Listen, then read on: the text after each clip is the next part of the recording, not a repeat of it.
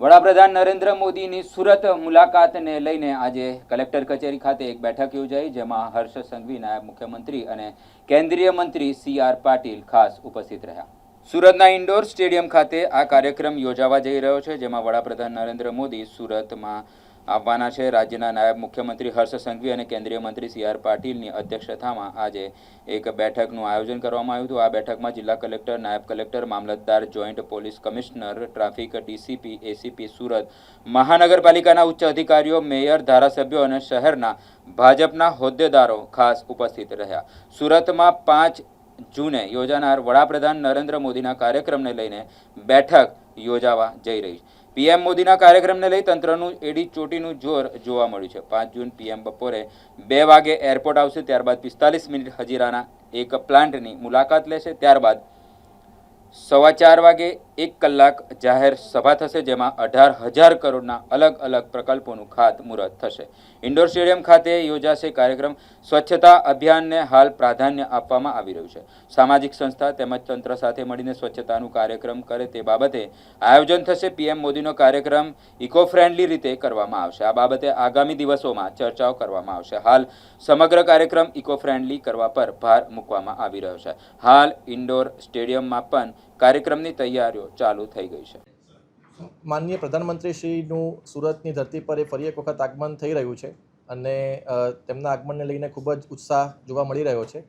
સૌપ્રથમ તો માનનીય પ્રધાનમંત્રીશ્રીની જે મુલાકાત છે તેનું એક ખાલી નાનું વિવરણ આપીશ. માનનીય પ્રધાનમંત્રીશ્રી 5 જૂન 2026ના રોજ બપોરે 2 વાગે સુરત એરપોર્ટ ખાતે આવશે અને સૌપ્રથમ એમની જે મુલાકાત છે તે હજીરા ખાતે એક પ્લાન્ટમાં થવાની છે, જેમાં લગભગ 45 મિનિટ સુધી એ પ્લાન્ટની મુલાકાત કરશે. એ મુલાકાત બાદ માનનીય પ્રધાનમંત્રી શ્રી એક જાહેર સભાને સંબોધન કરવા માટે ઇન્ડોર સ્ટેડિયમ ખાતે પધારવાના છે અને તે 4:15 થી 5:15 સુધી એટલે કે 1 કલાકનો એ કાર્યક્રમ યોજાશે. આ કાર્યક્રમમાં 18,000 કરોડથી વધુના સરકારના વિવિધ વિભાગોના મહત્ત્વના પ્રોજેક્ટના ખાતમુહૂર્ત અને લોકાર્પણનું ત્યાં થવાનું છે અને ત્યારબાદ માનનીય પ્રધાનમંત્રી શ્રી અત્રેથી સુરત ખાતેથી આગળ પ્રસ્થાન કરશે. આ જે સમગ્ર કાર્યક્રમ છે તેની તૈયારીના ભાગરૂપે આજે એક મિટિંગ યોજવામાં આવી હતી, જેમાં માનનીય નાયબ મુખ્યમંત્રી શ્રી, માનનીય યુનિયન મિનિસ્ટર શ્રી તેમજ MP, MLA, મેયર શ્રી તમામ હાજર રહ્યા હતા. માનનીય પોલીસ કમિશનર શ્રી અને મ્યુનિસિપલ કમિશનર શ્રીએ પણ આમાં અમને માર્ગદર્શન આપ્યું હતું. તો જે તૈયારી અમે માનનીય પ્રધાનમંત્રી શ્રી જે આગમન થઈ રહ્યું છે તેમાં જે તૈયારીઓ છે તેના ભાગરૂપે આજે અલગ અલગ અમને સજેશન્સ મળ્યા હતા. એમાં મુખ્ય 2 વસ્તુ ઉપર અમારો ફોકસ રહેવાનું છે, જેમાં એક સ્વચ્છતા અભિયાન. અત્યારે આમ આપણે જાણીએ છીએ કે સ્વચ્છ ભારત અભિયાન સમગ્ર દેશમાં ચાલી જ રહ્યું છે અને સુરત મહાનગરપાલિકામાં પણ આ કામગીરી ખૂબ જ સારી રીતે થઈ રહી છે અને જાણીએ છીએ કે સુરત આમાં નંબર 1 પણ દેશમાં છે. પણ આ કામગીરીને વધુ સારો વેગ મળે અને તેમાં વધારેમાં વધારે લોકો જોડાય, સામાજિક સંસ્થાઓ જોડાય, આપણા તમામ પ્રકારના અધિકારીઓ, કર્મચારીઓ જોડાય, તે પ્રમાણેના આપણા કાર્યક્રમો આગામી દિવસોમાં કરવા જઈ રહ્યા છીએ. એટલે એના માટે અમને માર્ગદર્શન મળ્યું અને એનું આપણે આખું આયોજન કેવી રીતે કરવું એનું અમને માર્ગદર્શન આજે મળ્યું હતું.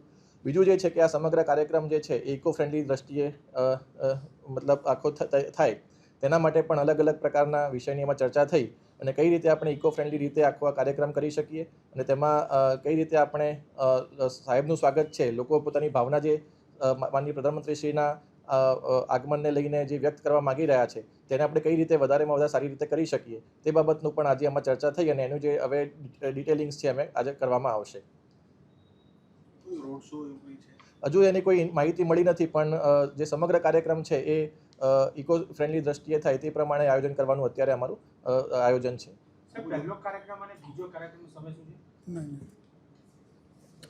પ્રોગ્રામ છે, સમય રહેવા દેજો.